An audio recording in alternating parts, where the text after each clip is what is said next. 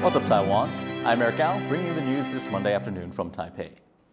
China's National Security Ministry is accusing Taiwan of carrying out cyber attacks against China, Hong Kong, and Macau. It says a hacking group called Anonymous 64 works for Taiwan's cyber warfare wing, and it's opened a case against 3 of the ring's members. Now, Louise Watt is following this story for us from Taipei. Louise, what's Taiwan's response to this accusation? Well, the unit that's being accused, that's the Information, Communications and Electronic Force Command under Taiwan's Ministry of Defense. They've said in the past few hours that their role is to protect cyber security in Taiwan, and they say what China is alleging is simply not true. Now, what is China saying? Well, they're saying that since the beginning of the year, a hacker group known as Anonymous 64 has sought to put out content in China on TV stations, on websites, on outdoor screens that denigrates China's political system and its policies. And they've also posted photos and the names of 2 men and 1 woman who they say are active duty military personnel involved in this. Now, despite what China says, it's unclear who is behind Anonymous 64 or where it's based. On X, the social media platform, there is an account under its name that says it's done several posts saying that it successfully carried out a series of cyber attacks in China on, for example, university and media websites. Now, those cyber attacks supposedly mentioned Tibet. Some of them likened Chinese President Xi Jinping to an emperor. These are sensitive topics in China. And these allegations come amid tense relations between China and Taiwan. Just recently, China put out some guidelines that said that convicted die-hard Taiwan separatists could face death. And analysts here in Taiwan see these latest allegations as more Chinese pressure on Taiwan. And let's not forget that Taiwan itself is one of the biggest targets of cyber attacks worldwide. And the cyber warfare unit, today it said that it's China that's working to disrupt Taiwan through cyber attacks. Thanks for that, Louise. That was Louise Watt reporting live from here in Taipei. All eyes are on housing prices as new credit controls take effect. The cost of owning your own home here in Taiwan is so high that many young people are giving up on that dream. So, could these new rules help cool down the sizzling market? John Van Trieste takes a look. The central bank says there's been too much risky lending for real estate, and it's brought in new credit controls to rein in the housing market. With a few exceptions, there are no more loan repayment grace periods for people with more than 1 property in their name. And second home buyers will only be able to get loans up to half their new property's value. Market watchers predict fast results. 如果说呢有这个价格下修的情势呢，可能也会是这些2线地带为一个首波可能产生的状态。如果说我们可以看到这些成屋市场呢，或许呢在今年底之前呢，就已经可能可以看到一波降价的溢价的空间。 Taiwan's housing market is one of the least affordable in the world when prices are compared to what the average person makes. Housing justice advocates want the new controls made permanent to make the property ladder more accessible. 央行其实有一些信用管制，它其实是可以长期继续进行下去。的确比较担心的是说，央行就到时候就用，明明是撑不住，但是他却用说效果已经达成了，然后取消了这些相关的信用管制，又让房市就是往杠杆变高，然后继续炒作的方向发展。But construction firms see a chance of tough times ahead. Smaller firms especially face ruin if people who've already signed up to buy extra properties suddenly find they can't pay for them. 希望政府能不能定一个落日条款，已经在进行中的签完约的呢，不受既往，给他们继续能够履行合约。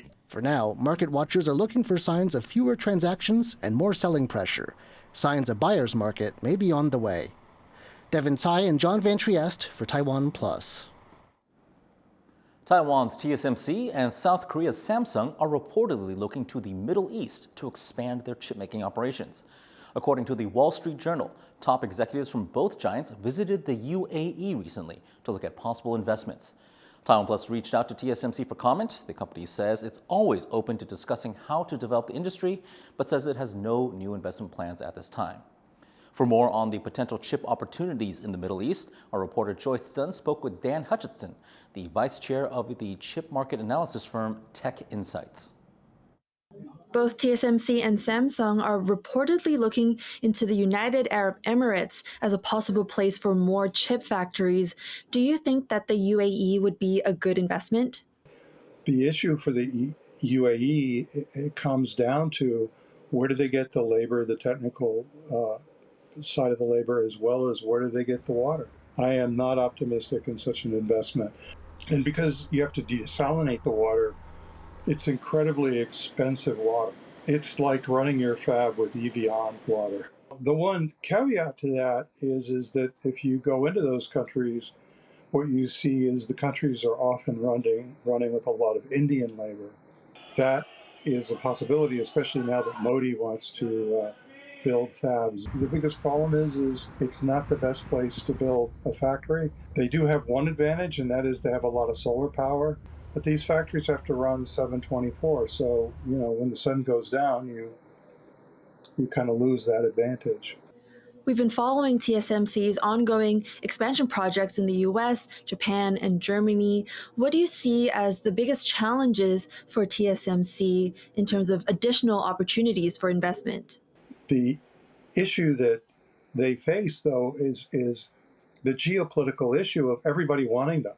They're the prom queen in the semiconductor industry, and everybody wants to date them, everybody wants to dance with them, and they can only have so many partners. And at the same time, for TSMC, they're looking to have customers anywhere in the world that will design chips to run on their fabs where their fabs are, as opposed to building a fab somewhere. So when someone like the UAE comes knocking on their door, for them, especially now since they're doing the US, Japan, and Germany, it's a real challenge for them going forward to start to add other places in, but everybody wants them, and so now they have to play this geopolitical issue of being polite and trying to figure out how do they not upset the whole world and make them mad at them and still be a trusted partner. That was Dan Hutchinson, Vice Chair of Tech Insights. Sri Lanka has voted out its incumbent president, electing leftist leader Anura Dissanayake. The results come 2 years after a popular uprising forced out Gotabaya Rajapaksa, whose family had dominated Sri Lankan politics for decades. But the country's declining economy made the interim president unpopular. By voting in Dissanayake, the country hopes to bring about economic change by addressing widespread poverty. This is the first time a member of Sri Lanka's National People Power Party has been elected president. Ukrainian President Volodymyr Zelenskyy has arrived in the United States to present his plan to end Russia's invasion of his country.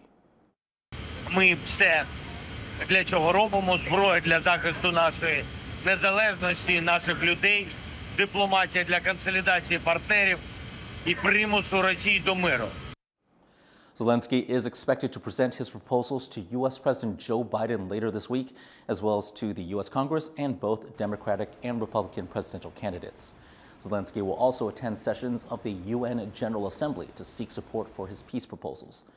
The visit follows a summer of intense fighting, with Moscow making advances into eastern Ukraine, while Kyiv holds onto its gains in Russia's Kursk region. Lebanese militant group Hezbollah says it has entered a battle of reckoning with Israel as the two sides trade intense cross-border strikes. World powers are urging restraint, attempting to de-escalate the conflict to avoid an all-out war in the Middle East. Rosie Greninger reports. Hezbollah rockets strike northern Israel, the farthest they've reached into the country in the last 11 months, as conflict between the two sides escalates. Israel's military said about 150 rockets and missiles were fired at its territory over the last 2 days, wounding at least 6 people and causing serious damage to homes. Hezbollah claims it was retaliation for an Israeli bombardment in southern Lebanon, which claimed the lives of a senior Hezbollah commander, at least a dozen other militants, and more than 30 civilians. As thousands gathered in Beirut for the funeral of that commander, Hezbollah's deputy leader said the group is ready to face all military scenarios. لقد دخلنا في مرحلة جديدة عنوانها معركة الحساب المفتوح نتابع فيها جبهة الإسناد والمواجهة ومن خارج الصندوق بين الحين والآخر نقتلهم ونقاتلهم من حيث يحتسبون ومن حيث لا يحتسبون. Israeli officials are making equally dire threats towards Hezbollah, with the Israeli Army Chief of Staff saying his country's strikes will intensify. Israel launched hundreds of strikes into southern Lebanon over the weekend, destroying thousands of rocket launchers known to be used by Hezbollah to target Israel. אנחנו נעשה את כל מה שנדרש להסיר ולסכל איומים לעבר מדינת ישראל. אנחנו נחזיר את התושבים בביטחון לבתיהם.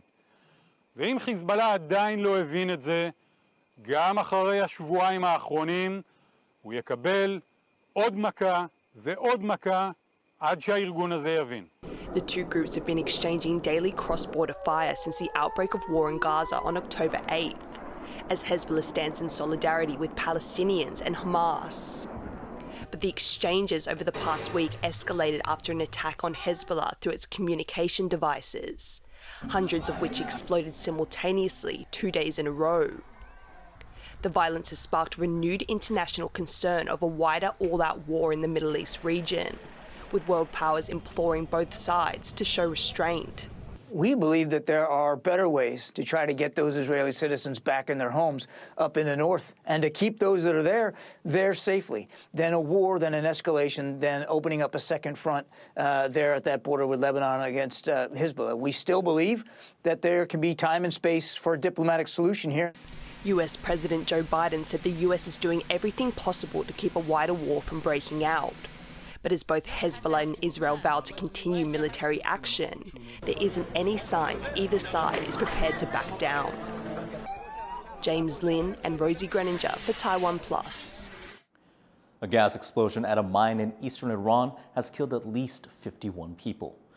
Iranian state media is reporting that several workers are still trapped, with rescue efforts continuing. The accident near Tabriz, some 540 kilometers southeast of Tehran, is not the first deadly disaster for Iran's mining industry. In 2017, at least 42 people were killed by a coal mine explosion. Commuters had a tough time getting around Kaohsiung on Sunday as the southern city's metro system experienced its worst mass outage in 16 years of operation. Service was suspended at 9 stations due to a malfunction in the metro's conductor rail that provides electrical current to propel the trains. At least 200 passengers were rushed off 4 affected trains. Hundreds more commuters and travelers waited 11 hours for the service to return later that evening. Cleanups are underway after heavy rains pounded the country over the weekend, uprooting trees and triggering a landslide in the south. Police and firefighters helped 7 residents evacuate from the affected area in Kaohsiung. Meanwhile, in central Taiwan, hiking trails were washed away, and in parts of the north, including the capital, trees were uprooted and cars were damaged. The downpour was caused by a passing tropical depression, and it's expected to gradually slow down on Tuesday. Taiwan's outlying Kinmen County has welcomed its first tour group from China in 5 years. They're the first tourists from China after Beijing lifted a travel ban. Taiwan's tourism agencies are hopeful that this group's arrival will help push the government here to allow group travel to China. But officials say that decision should not be rushed. 我们要看他们有多少的量，再来决定我们这边的政策。目前看起来的量都是非常少。 Thanks for joining us here on What's Up Taiwan. And before we go, check out some highlights from the 2024 World 25-meter pole climbing championship in England. I'm Eric Gao. Take care, and we'll see you next time.